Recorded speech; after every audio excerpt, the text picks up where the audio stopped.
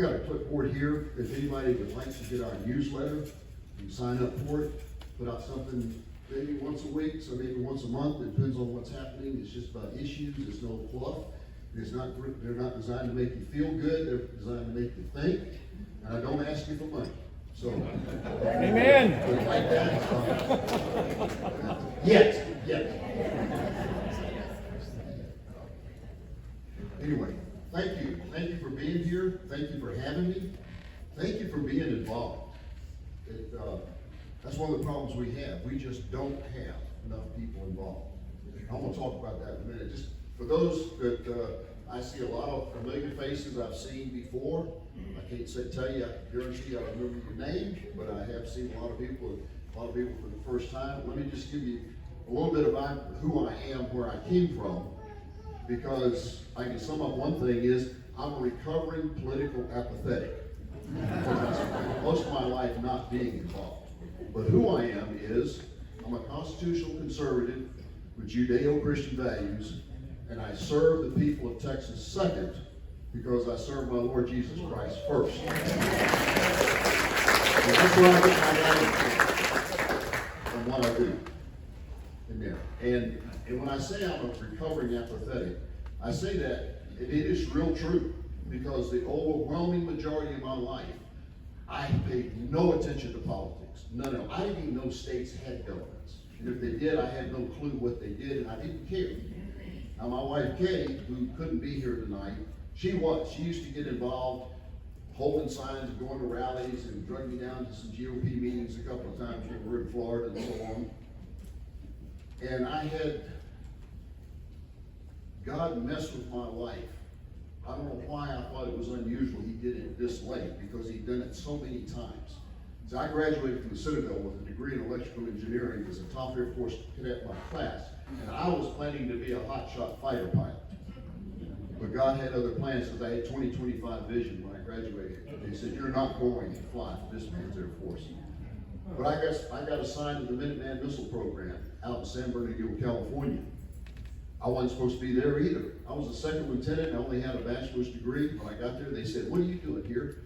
We are the #1 program in DOD. This was in the 60s, folks. And the Cold War was raging. They said, we will only have to accept senior captains with a master's degree. I wasn't even close to that. But after about 3 weeks, they finally decided to find a spot for me. And that was an act of God that happened. But within about a little over 3.5 years, I made captain, and I had become the go-to person for solving problems. I went from sit in this corner over here and keep your mouth shut to actually solving problems. You see, what I learned at the Citadel and other things that I'd done is how to work, how to adapt, overcome, and accomplish what you're going after at the time. And so people have problems and never tried to solve them. I've learned a couple other things at the Citadel, is you don't lie, you don't cheat, you don't steal, you don't tolerate those who do. And that's a real good motto to live by. But anyway, they discovered that the Minuteman missile was having a serious threat from the Russians with what's called the EMP threat. And some of you heard me talk about this. I've been talking about it since I got there. When I first got to Austin, nobody there could even spell EMP, and it's changed. But that's where I learned about it, and I left the Air Force. I never told anybody what I did because it was way above top secret what we did at the time in the Air Force, and that's a story for another day. I went through life. Kay and I had our businesses. We did some really neat things. Our engineering consulting business kept us in the aerospace industry. Our motorsports business got us down to South Florida and Disney World and some island in the Bahamas. And then we retired, and I was real happy to go retire at the beach in Destin, Florida. That's where we were. And Kay handed me a note one day and said, "This is where I'm going to be in Rockwall, Texas, if you care to join me." I had married a Texan, and I learned that female Texans are like monarch butterflies. When grandkids show up, they've got to get back to the roost. And so I agreed with her that grandkids need grandparents, so I reluctantly came to that God-forsaken place called Texas, which I had no desire to go to. And but I said, okay, I'm going to get something out of this deal. I love to fly. And I said, if we're gonna live there, how about if we get a house at an airport where I can have my airplane in the hangar, right there at the house? She says, okay, but it's gotta be within 45 minutes of Rockwall. So we looked, and there was only one place. That was in Canton, Texas, in Van Zandt County. And that's where Doc Collins started his Tea Party. And just out of curiosity, because I'd gotten kind of miffed at George Bush, I did pay enough attention to say that TARP thing sounds really dumb and stupid and shouldn't have been done. And then I saw even dumber coming in Obama. So out of curiosity, I went to this Tea Party meeting. And I was amazed. The man that was speaking that night was talking around a book called The 5,000 Year Lead. Anybody in here read The 5,000? Those of you who didn't put up your hand, make a note, get that book and read it. I've read it 3 times now, and I guarantee you I will read it again. What that book tells you, what our country we have, that our country was founded on Judeo-Christian principles.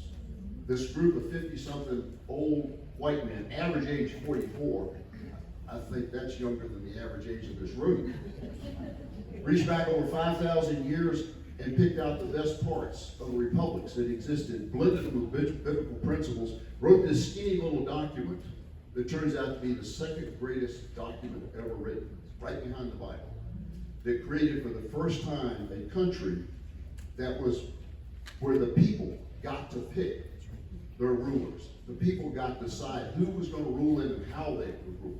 That was the ground rules that started out. They gave us term limits in that. They were called elections. Elections because they are temporary assignments. Nobody gets elected for life. If you don't like who's up there, you get to take them out and replace them the next time. Our apathy has gotten in the way today of that. But I learned that, and I thought, wow, that's really neat. And I started thinking about it, and I read a little bit on it. And then about a month later, somebody else handed me a book at a meeting. He said, I bet you'd like this book, Bob. And I said, okay, what is it? There's a book by Tom Brokaw called The Greatest Generation. That book, The Greatest Generation, was my parents. It was the neighborhood that raised me. It was my teachers in school, my football coach, my basketball coach, my track coach, were all World War II veterans. They lived through the Great Depression, took on the two mightiest armies in the world. Women came out of the homes, went into the factories and started building planes and tanks and bombs and doing things they'd never done before. We had got it, and we went off 2 wars. Boys, the men, boys, lied about their ages out of high school just to get in the fight. Some told they were 18, they were 16, 15. I met a group of them that did this. But they were an amazing bunch. But when the war was over, we didn't conquer either one of them. 2 biggest fights, battles the world had ever seen, and we didn't conquer either one of them. What did we do? We exported American liberty. We exported American liberty to them. And at that time, we had God in our schools, God in our governments, God in our courts, God in our homes. We had divorce rate was very low, teen pregnancy rate was very low, drug use, that was smoking a Lucky Strike out behind the gym. It was drug use. And then they handed it off to my generation. And I see a lot of my generation sitting out here. And what did we do? We kicked God out of our schools. We took the Bibles out of our schools. Teen pregnancy rates went up. Divorce rates went up. Inflation went up. Drug use skyrocketed. And we started killing babies in the womb. And God put a guilt trip on me. He said, I've been pretty good to you. I didn't make you rich, but you got a roof over your head, you got food on your table, you got a car to drive. It's about time you gave something back. And so I decided to get involved in the Tea Party, and I see a lot of people didn't get involved in the Tea Party. So that's where I came from. That's when my apathy changed and to get involved. I spent 2 years trying to find somebody to run after being very successful in getting House members elected in 2010. Spent the next 2 years trying to find somebody to run against our state senator, who was the most liberal senator in Texas, and nobody would do it. Nobody. And so I decided to run, and God stepped in again, and my opponent got me kicked off the ballot after 5 o'clock on the last day for filing. He convinced the Republican Party that I was not a legitimate citizen of Texas, that I had not been here long enough. It was going to cost me too much money to fight it in court, so I just accepted it and rolled with it. God knew what he was doing, because I wasn't ready. God knew what he was doing, because that was a year of redistricting, and he drew a 2-year term. So I only had 2 years to get prepared. In that 2 years, I was prepared and ran for office. We raised about $15,000. I'll let you for a Senate seat. That's what we raised. He spent $500,000, and we won by exactly 300 votes. Kay and I were making this, and she'll tell you, when I tell you we sat and prayed about this, talked about for a time such as this, if not us who, now when, she'll say, yeah, I was praying, God, don't let him go do this. Please don't let him go do this. And she's changed her tune since then.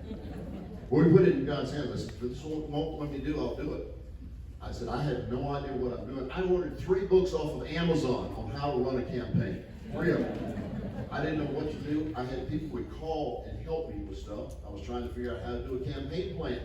Somebody said, you got to have a plan. I'm sitting there looking at the books, and the phone rings. It's a fellow by the name of Kenny Danielson. Some of you know him. He started Dallas Tea Party. He says, you got a campaign plan? I'd like to see it. I said, no, I don't. He said, would you mind if I write you one then? I said, oh, okay. A couple of weeks later, I'm down at another meeting down in Edom. And after the meeting, this guy comes up. He happened to be a hall also, Stan Hall. And they were meeting before, and he said, I like what you had to say. What's your website?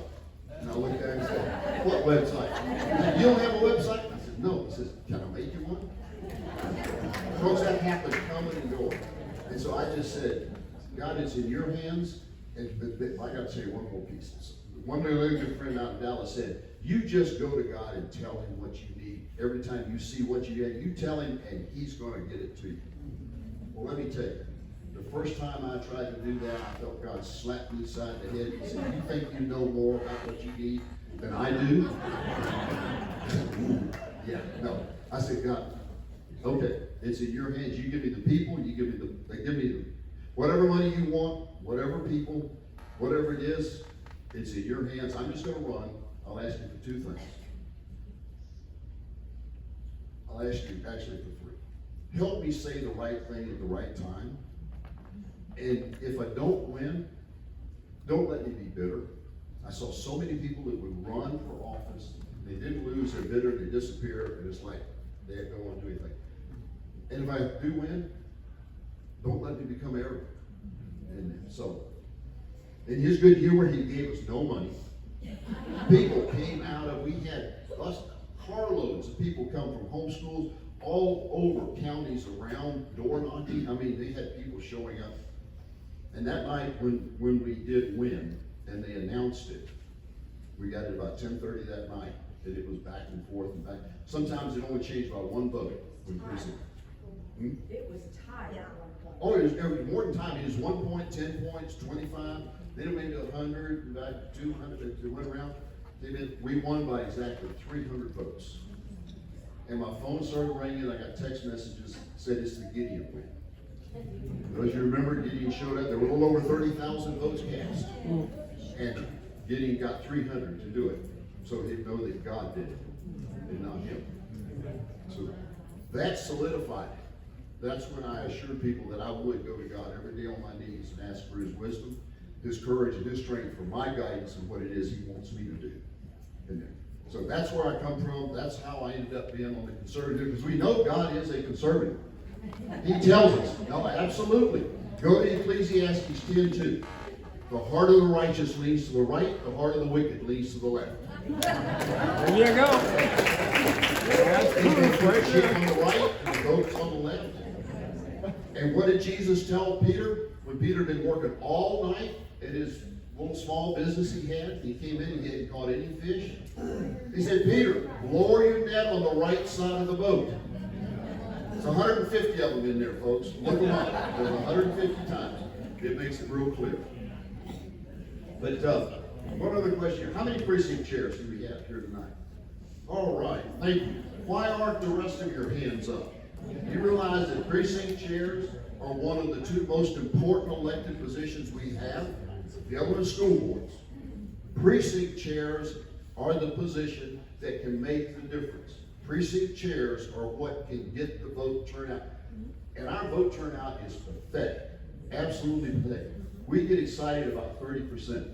I had dinner not too long ago with a big crowd of people, and I ended up at the table, all random, sitting next to this young man who was from Israel. And was talking about what he did, was telling me about what he had to do because he had to leave the next morning to get back. And his job was to get the vote out at the kibitzes. He would go from kibitz to kibitz getting the vote out. He says, I got 3 of them that let us down last election. And I gotta go get them jacked up because we can't have that. And I said, what do you mean they let you down? He said, their turnout was only 75%. Think about that, folks. We got over twice as many people don't vote as do vote.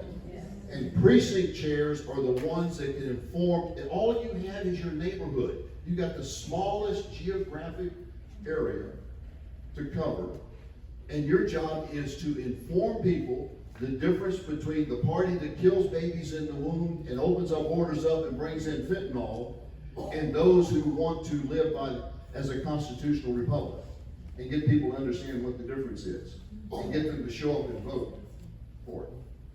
And we need to start mixing politics and religion. We gotta stop believing this thing that there is a separation of church and state.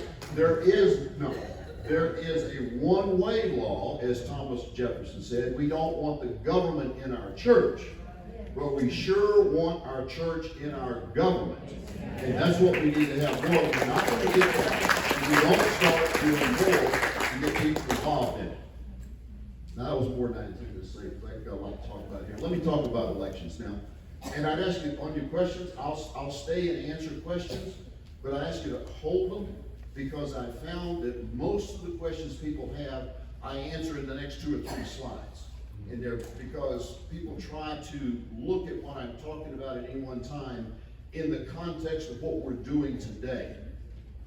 And I'm talking about a relatively simple but a thorough change in what we're doing to move away from the system we have today, which I will say in one quick summary. The way we run elections, if you would be, is exactly it would be how it would be if you ran your household and you never balanced your checkbook. That's what we have in an election system today. And there's absolutely nothing that we do as citizens that's more important than elections. That's how we pick the people that write the laws by which we live, whether the city, the county, the state, or the national level. Those folks up there that we like to bash and complain about, they didn't get there by themselves. We put them there, and they got there because we had people that were like what I used to be, apathetic about what it is and not paying any attention to it. But it is. We change what we do in elections, with people turning out for votes, we can change our government. And we're in a situation that has been brought to you by your legislature. Things have been happening for a long time. They got started before I got there. We've got 3 different election processes: early voting, election day, and mail-in ballots. Each one has its own set of laws, set of rules. They're inconsistent with each other, and they're in conflict with each other, and they have been changed here and there and here and there over the years. I picked out a few of the major changes that have been made, put them up there from going back to early 1900s. I'm going to walk through these real quick. See if you can tell me what's a common denominator of the changes we've been making since we were just doing ballots in the early 1900s. We brought in 1917, we decided absentee voting. You don't have to be here to vote. We'll figure it out. So can't be here, you get to vote absentee. Then in 85, 86, we decided to formalize a mail-in voting process so that you don't have to show up at the poll. And then 91, we said, man, we need more time. Let's add early voting. We have this thing called early voting. And in 2002, the federal government gave us HAVA, Help America Vote Act, which gave us machines, electronic machines, and a few other changes that put us in a real pickle in there. But and then 2009, man, it's so much trouble to vote in my precinct. I need to be able to vote anywhere in the county. So we went to countywide voting. What's the common denominator? It's there. Convenience. We made changes for convenience, and what did we sacrifice every one time we changed for convenience? Security. We lost security. That's exactly what happened. And it doesn't matter whether our problem is fraud or error. And you won't hear me talk about fraud much tonight at all. Because our real problem is we just don't know what the error rate is. We have no way of knowing. It's unknowable in here. And it doesn't matter which one it is, because either one can change your intent and the outcome of election. An error is just as bad as fraud is. It takes three things for either one of these to occur. You have to have the time for it to occur in. You have to have a means, and you have to have an opportunity. Time, means, and opportunity for an error or fraud to take place. You take away one of those, and the other two become fairly ineffective. So if you don't have the time, it doesn't matter if you have the means, because there's not going to be an opportunity there.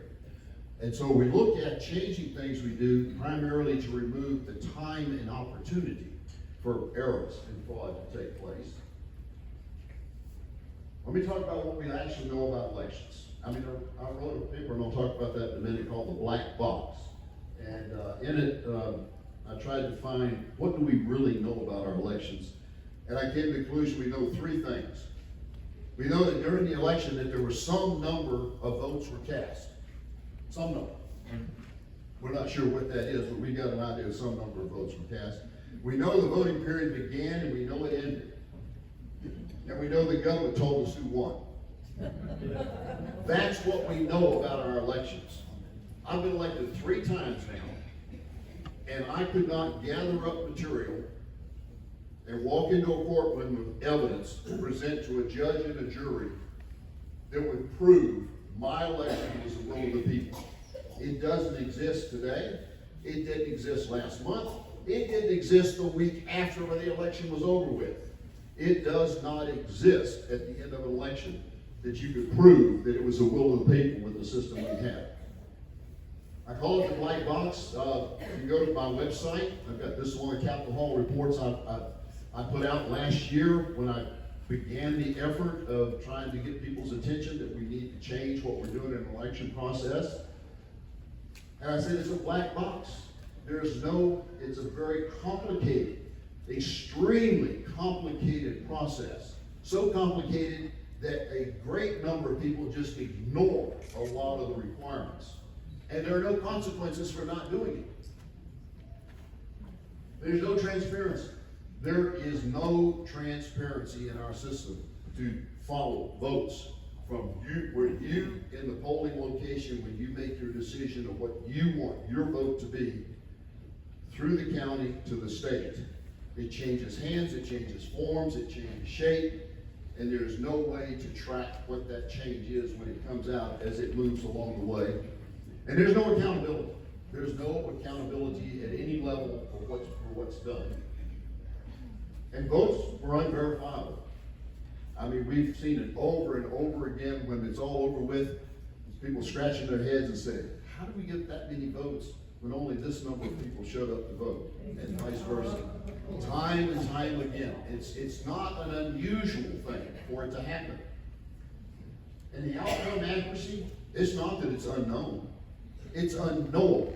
It is unknowable. It is impossible to know the accuracy of the outcome of the system we have in place that we have been using. So, because we sacrifice security for convenience, we've got 3 separate and different voting processes, totally different processes for early voting and election day, and mail-in ballots, different rules. We use highly vulnerable electronic machines. There's no question about that. Some people have argued before. Folks, that argument's over with. They are electronic. I'm an electrical engineer. I understand them. You cannot build an electronic machine that cannot be hacked. That's an impossibility. Electronic poll books, the scourge, the real scourge of the whole process. They are connected to the internet at all times. Our voting equipment is not supposed to be connected to the internet, but people have conveniently redefined it as not part of our voting equipment. Folks, it's what many counties use to determine whether somebody can vote or not. Electronic poll books, countywide voting. I mean, come on. How lazy can we get? Don't we live in our precincts? Yes. Most of us shop in our precincts. Our kids go to school in the precincts. We go to church in our precincts or close to it. Why in the world do we feel the need we got to be able to we want to run across the county to vote someplace else? Is it because it's next to a chocolate malt shop or something like that? And we've got no meaningful vote verification. That vote leaves your hand in that polling place, and nobody knows what happens to it every time it changes locations, changes shape, changes form, and it ends up in the Secretary of State's office. There is no way in our current system to track that vote from your hand to the Secretary of State's office, and I'm going to show you how we can change that so that you can know that what you cast with your hand in that polling location, that you can be highly confident that it actually ended up in the Secretary of State's office and there were no extraneous votes that got up there with it, if we'll make these few simple changes that I'm talking about later here. One problem is we don't have any real meaningful poll watcher process. And I just be real honest with you, part of the problem is the people that are too lazy to show up to be poll watchers, who are not interested in learning what to do. Most of our poll watchers show up because they got browbeat by someone who said, we gotta have some poll watchers. They haven't got a clue what they're doing when they get there. They said, just look for something that's wrong. Folks, we gotta change that. We have got to get rid of the apathy towards our elections and start taking an active process in it. And we have the same problem with our election officials. What we need is some few changes to restore security for the process from end to end. Now, I didn't make this stuff up.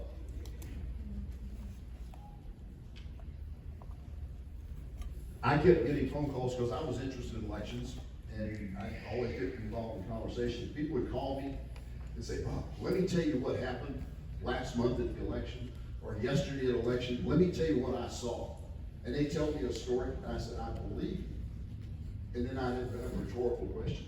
Where's the evidence? Well, I knew there wasn't any because we can't collect it. You can't take photographs, you can't take videos, you can't take recordings, you can't take notes in some place even. And so I knew it was frustrating because I believed what they were saying, but I had no way of using that information. And then God stepped in again. He put me in a meeting on something I don't know why I was there. There was some attorneys, and what they were talking about was they had a trial coming up on something. And they said, I don't know what we're going to do. We can't get the evidence in time to get there. And the other one said, well, we'll just go with the affidavits. I said, what do you mean? He said, the affidavits, they're permissible as evidence in the courtroom. I said, that's the person's statement they swear to, right? He said, yeah. So what I started doing was telling people, write it down, sign it, and get it notarized. Give me an affidavit of what you saw, and that gives me evidence that I have something I can lay in front of people and say, this is not just somebody's story. They are willing to swear to this. Make sure that what you're writing, you truly believe you saw what you saw. So I started getting them in. That's the list of the counties. We got more than that now. That's 14 of them we had. Thousands of these things came in. And there's some consistencies and there's some really outlandish things that happen. But it laid the framework for realizing that this is not a fix. This is not something you can fix by hand counting ballots. This is not something you can fix by getting rid of machines. This is not something to be fixed by tweaking this here, tweaking this. We have a systemic problem from the time you're in the polling location until the Secretary of State makes the final announcement of no visibility and no accountability in the system. So that was the foundation for how I worked at this. This is how simple it was. This is one of them. A lady in Dallas County simply wrote out what she saw happening, signed it, got it notarized. And this is a good one here, but it says, my poll books were accurate all day. until approximately 6:55. My numbers on my poll books, give us the number, 1969, jumped at least 100. By the time we turned off the poll books, there were an initial 1,200 names in the poll books. And some people say, well, that's the poll book. They're not voting. No, but what that does, and it sets it up so that somewhere up the line in the county or along the way, somebody can drop in 1,200 votes where they want them. And that's just one poll book. One poll book. So you can see how we can have these changes, because that is, folks, that's real. This is not none of this has been made up or speculated about. So we've got to stop sacrificing security for convenience. Right now, everybody wants it easy. Think about the world we live. We live in the fast food, instant gratification. Send me a video, but don't make it more than 15 seconds, because my attention span's about 12 seconds in there. But we have got to recognize that the priorities have to be reversed. We have to have security as number one. There are a few simple changes we can do that have to make to have that happen. This is where the engineering in me starts coming out, and I'll get to more engineering stuff a little bit later, how I designed it to what we're doing. But everything I did in the aerospace industry when we started the new project was start with this top criteria. What do we want to have happen as the overall structure of this? And one is, I said, it's got to be totally transparent from beginning to end. You got to be able to see everything that's happened and have confidence in it because you can see it. You have to have assurance that there's accountability all the way from you in the polling location to the Secretary of State's office. Be accountable, and something that's so obvious that it restores confidence in the outcome so that people actually believe. I skipped over, I usually ask folks, how many actually believe your vote counts? And some hands will go up, and I'll tell them I'm going to bust your bubble because you have no way of knowing whether your vote counts or not. But they have that concept, and it has to be easy. Like this, I said before, nobody's going to do anything difficult. If it gets complicated, nobody's going to have anything to do with this. It's got to be real easy. And we sure can't have something that's going to cost a lot of money to implement. We have to buy a lot of equipment, have lots of extra people, or whatever it is. I'm going to show you how we can actually save it. And we have to have something, the idea is to increase our voter turnout. Folks, we need to have everybody involved. And those are the folks that we're going to educate on what's the difference between the good guys and the bad guys. And it has to be easy to implement. And the bottom line of this is it has to be fair for all voters. It cannot be something that discriminates against anybody because of where they live, the color of their skin, their religion, anything like that. There were changes that were proposed before that there were argued, well, there's discrimination. If you see anything in here that you think would be discriminating, come talk to me about it, because I want to hear what you have to say about it when I get done on that. Now, this is going to play you a short video here that we put together a while back that's going to explain to you the process, and then I'm going to come back and go through it in a little more detail. Here in Texas, procedures are overly complex. They lack known accuracy, transparency, and accountability. Bob Hall aims to protect our election results with simple, common sense solutions. Today, Texans can vote in one of three ways: early voting, election day voting, or utilize a mail-in ballot. Unfortunately, there is no consistency in procedures between these methods, and that's because the process changed over time as technology evolved. So how do we give everyone more confidence in our system? We should start by removing the 3-day period between early voting and election day voting to create a single in-person voting period. If in-person voting was a single block of time during which Texans could vote, then the same equipment and, more importantly, the same process could be used throughout voting. With a single in-person voting period, the vote tabulator zero tapes can be run before the start of voting, and when election day ends, a result tape can be printed immediately after the poll closes. No delays. There would be a hard copy record of the votes cast in each precinct to be used later to confirm final vote counts. That right there would give Texans a great boost of confidence in our election process. We should also use hand-marked paper ballots that are printed on secure paper, much like the paper used when printing money that helps prevent counterfeiting. And these ballots should be sequentially numbered, with the election judge signing the ballot back as it is handed to the voter. The voter simply hand marks the ballot with a ballpoint pen and places it in a non-software programmable scanner. The scanned ballot will be written to a write-once memory device in the tabulator. Once the county central counting has the vote totals for the county, their numbers will be then independently verified by ensuring that each precinct was carried forward accurately. Likewise, before the state can finalize the vote count, a second verification will be made to ensure that the precinct result tape votes match the state precinct votes. Verification like this is not new. The same process happens with financial transactions all of the time and helps keep our accounts safe. These common sense measures would reduce questions about our results. We deserve confidence rather than the black box process that we have today that leaves too many unknowns in the air after an election.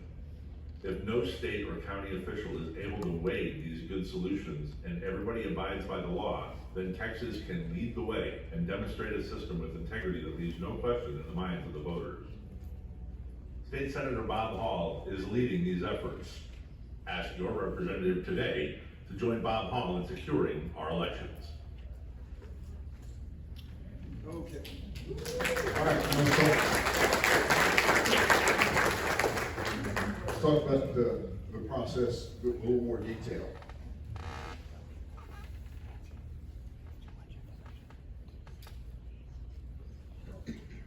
No question about it, electronic votability, we have got to reduce dependence on electronic machines. And it's easy to do, it's not difficult, there's no question about it. There is no argument anymore. It's been demonstrated in courtrooms multiple times now, in front of judges, in front of juries, how easy it is to hack a machine. It's been done, so there's no more argument over it. What we've got to do is recognize that. We cannot eliminate them completely, but if we recognize that and have a system that allows you to be able to have a check on it, we can get through this. Because when I talk about paper ballots, don't automatically connect that with hand counting. They're two separate issues. So, what we need are paper ballots, hand marked on secure paper. This is paper very much like what a dollar bill is. It has codes embedded in it. They're sequentially numbered before they get to the polling location. They're sequentially numbered for the county, starting with number 1, and then there's a counting of what block of numbers go to each voting location. And as they're handed out, the judge will sign them on the back, not stamp them, not stamp them the week before in the office, but as they're given to the person, they get signed, so that by the judge or an election official. It doesn't have to necessarily be just the judge. The point is, you've got secure paper, and it's a hand-marked paper ballot. And the really neat thing about it, and I'll probably say this more than once, because I think it's really one of the most important things about it is, that's not a machine that's making an interpretation of what you think you want it to say. That's you, yourself, with a pen in your hand, marking that ballot the way you want it marked. And it will be there forever as the anchor for the election process. It's you that mark it, it's not a ballot marking device that you think may have marked it the way you want it. Paper poll books.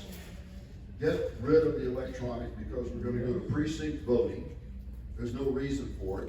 You print those paper poll books 30 days before the election, because if you're not registered 30 days before the election, you can't vote. So you have a paper poll book, and you have an optical tabulator. This is a dumb optical reader, not software, but hardware program that will be reading your hand-marked ballot. That is not connected to the internet, it has no Wi-Fi capability, and its program is in a chip that you can be tested and tested, because you can't change that remotely. So what you test is what you're going to get. But an optical reader that's non-software programmed. And you have a memory stick. Thank goodness we've got that in law now. We just don't have a place to use it. The memory stick is a write-once memory stick. That is, it only can be written to when it's in that optical reader. You take it out of that optical reader, and you can read it, but you can't write to it. See, that's one of the problems we had in many of the counties, that people were taking those memory sticks, downloading them, reloading them with what they wanted on it to change the vote. We've caught them doing it, so it's not speculation, it's real. And we have a single in-person voting period.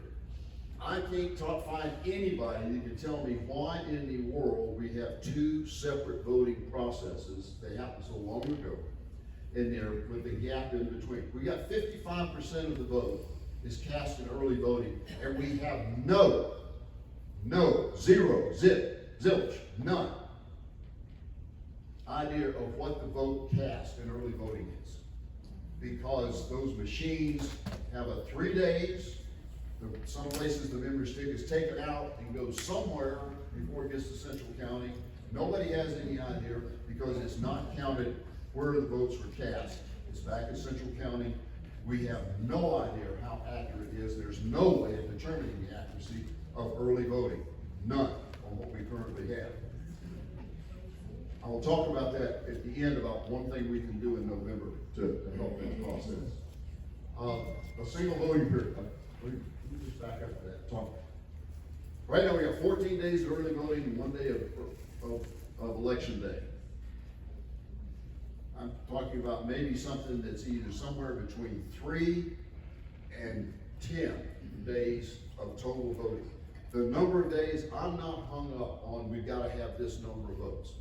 I will go on that. That's something that can be changed later on. It's whatever I can get the votes for to get it passed.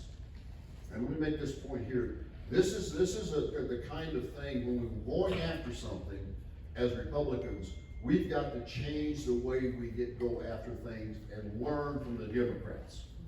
You see, if you had, listen, if you had two groups, you got the Democrats over here, you got the Republicans over here, you gave each one of them an elephant.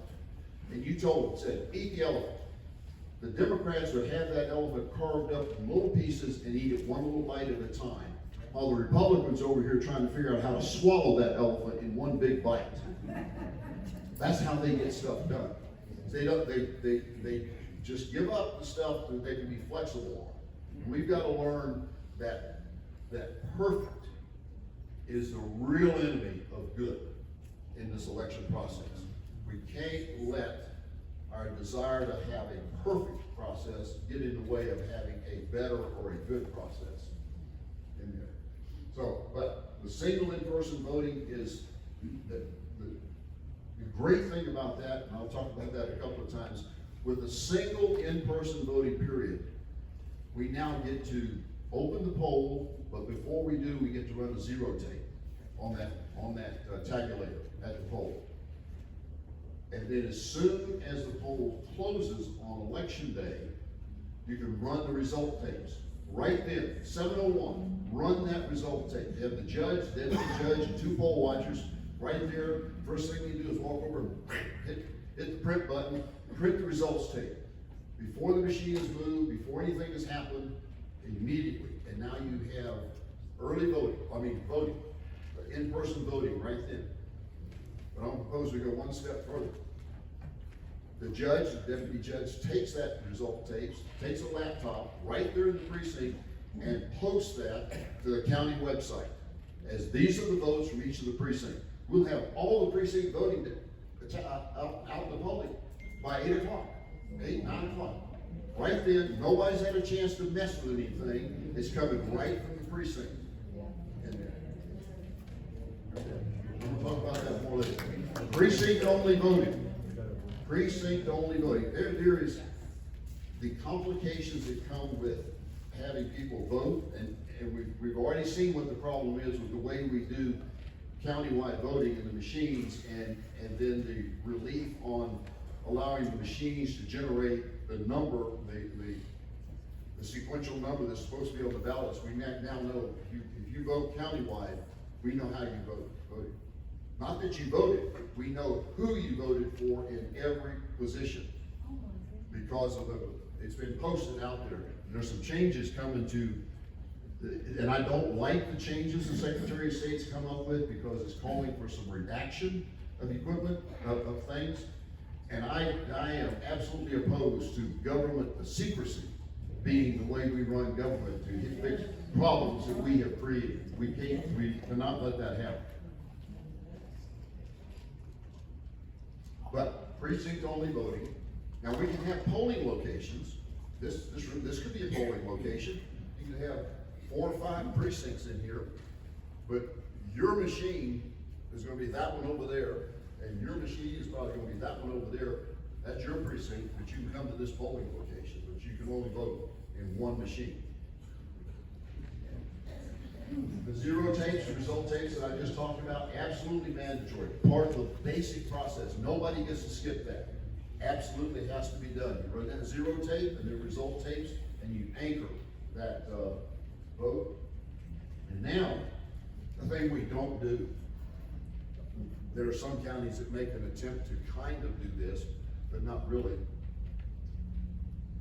When the machines get to the county, they take the memory stick out, they put it in the tabulator, and they add to it the provisional ballots and the mail-in ballots. Provisional ballots and mail-in ballots, which they were counting at Central County. So now they have the total for the county, but before the county can send that to the Secretary of State's office, each precinct chair has to certify that the numbers they're about to send are what they gave them on election night. Folks, we don't do any of that now. You have no idea what's being sent or what's being received. Think about that. Yeah, you may have a bad judge here or there that may mess with stuff, but they can only mess with one precinct. It's not like when you have Central County, a couple of people in the dark of the night can completely change the vote up there. Now you got a system that requires the precinct chairs to stay involved all the way through, because when this county sends the vote to the Secretary of State, and they get all the county stuff there, before they can make the final announcement statewide, the state has to come back to the county, then the county has to come back to the precinct judge to reconfirm that the numbers from the precinct are still the same in the Secretary of State's office as they were when they left the precinct. Now think about that chain. You mark that ballot yourself with your pen, and then it got verified when it moved, it got verified when it moved. So you can have a high degree of confidence that the votes up there are just yours, the eligible voters who actually showed up to vote. This is where I say what we do today is like having your bank account and never reconciling your checkbook. And then, on top of this, hand counting has a place. It does have a place. One is in close races. Say 1%, 2%, 3%, pick a number. The candidates get an automatic hand count validation.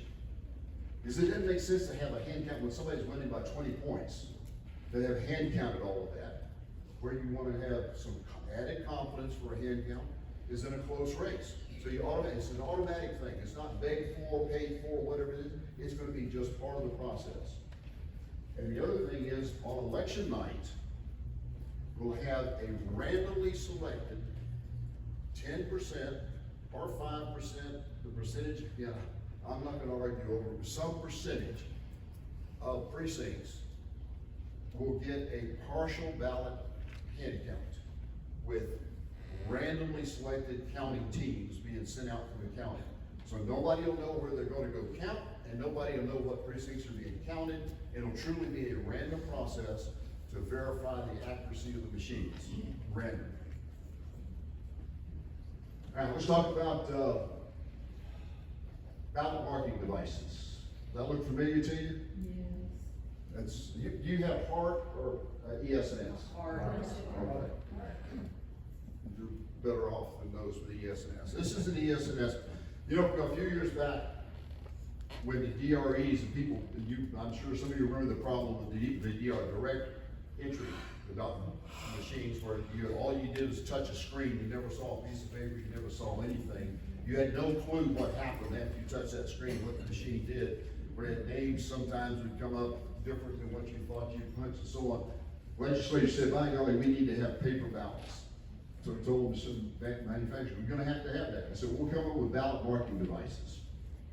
And this is what they gave us. This is the scam that they gave us. And this is truly a scam, at least in one of the multiple manufacturers. And that, see the bottom part, this is where you get to read what you think you put in the machine, who you voted for. Your list there would be, Trump, Abbott, Cruz, etc. And you feel real good about what you're reading there. But when you put it in the reader, this is what it reads for your vote. It's translated into the barcode. So you have no idea what is really happening with your vote in there.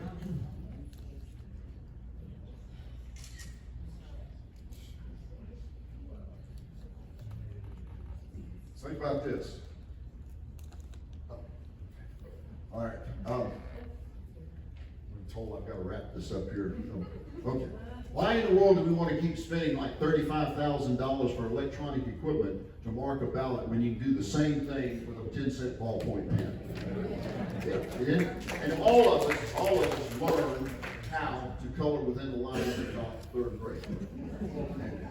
So, hand marked paper ballots, why? Minimizes electronic vulnerability, simplifies the voting process, reduces electronic equipment, increases transparency, and improves accountability, and allows for Americans, this equipment can be made right here in Texas, not just in the USA, but right here in Texas. Minimizes the software, standardized for statewide.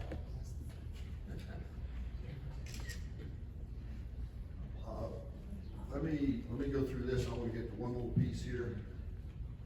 Single in-person voting period. I didn't dream this up. Think, oh, that sounds like a cool thing to do. I stole it from 21 other states. Nice. Because so many others, 21 other states do this right now. And don't let it bother you that California's one of them. That's okay, but we can do that. Okay, I just want to get through this flow chart because this is the engineering. When we did my system engineering, the first thing we did, we would lay out a functional flow diagram with interface definitions, and that's what this is in the process that I just described to you. The precinct is in the blue, the county is in the red, and the state is in the green. Let me just run through this real quick for you. In here, what you do is at the poll, we're talking about a paper poll book printed 30 days before the polls open. Has a chain of custody in their paper because we're not going to do poll-wide, county-wide voting anymore. Hand-marked paper ballots. You get to mark the ballot yourself, and that is part of history forever of that vote. It's you that made that vote on that piece of paper. And you put it in an optical scanner, dumb optical reader that stores them. That little circle on the right, on your left up here, the zero tape, is what run just before the poll was open, and the tally tape is on the right as soon as the poll closed. Then you take that memory stick over to the county, put it into a dumb reader again, and before the county can send it off, see the red circle on the left, the precincts get to verify that those numbers still match with what they had when it left there, and it sends to the state. State gets it, green circle down there, again, the loop coming back. Say, do our numbers still match? I've had elections with folks that said, I saw what we sent to the state, and that's not what got put up in the final vote. We don't know what happened. So, anyway. With these few changes, folks, it will no longer be a black box. Here's what it is. The puzzle comes together here. Secured, numbered paper ballots, precinct-only voting, paper poll books, hardwired optical scanner, mandatory zero tapes, results tapes, random on-demand hand count, write once memory stick, single in-person voting period, tally verification county to precinct, and verification county to state. And then there are a few other things that we need to do that I'll put up here in yellow. Voter roll integrity, we've got some work to do on that. The work is being done. I think I see a path forward. One of the things we can do to really clean up our voter rolls before the next election will be closed primaries. Yeah.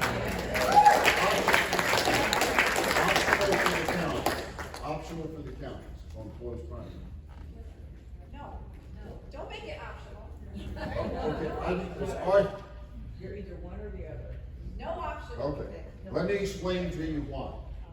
We have several, I've listened to the arguments, and we have several counties in Texas that have a lot of Democrats that will vote Republican. But if they register as Republican, they will lose their jobs. They will not be able to do it in there. So it would be a detriment. I've listened to the discussion enough, and they're telling me I'll talk with you later about it more. But hopefully we can get our county commissioners to do the right thing. Mail-in ballots, we've got to make some changes here. We only need, some people say get rid of them. No, we can't do that. We have to have mail-in ballots for our military, for our disabled, and for anyone who will sign an affidavit that they cannot be in their precinct the entire voting period. If they'll do that, they get a mail-in ballot. No more mail-in ballots just because you turn 65. If you go to Walmart, Kmart, wherever it is, you can get yourself down to the polling location. We have to change what we do with poll watchers. We've got to have people willing to work as poll watchers and learn what to do, how to be effective as a poll watcher. And we need election workers. This is part of our failure as a society to do what we ought to be doing, the responsibility of supporting this constitutional republic we have in this thing. And there's some other stuff. We can't talk about it. We'll no longer have a black box there. It'll be transparent, counted, accurate. And I can find anything in here myself. You see it that supports voting. What it does do, it simplifies it. It doesn't get any simpler than a hand-marked paper ballot. It increases the security and allows for American-made equipment. Let me just stop there.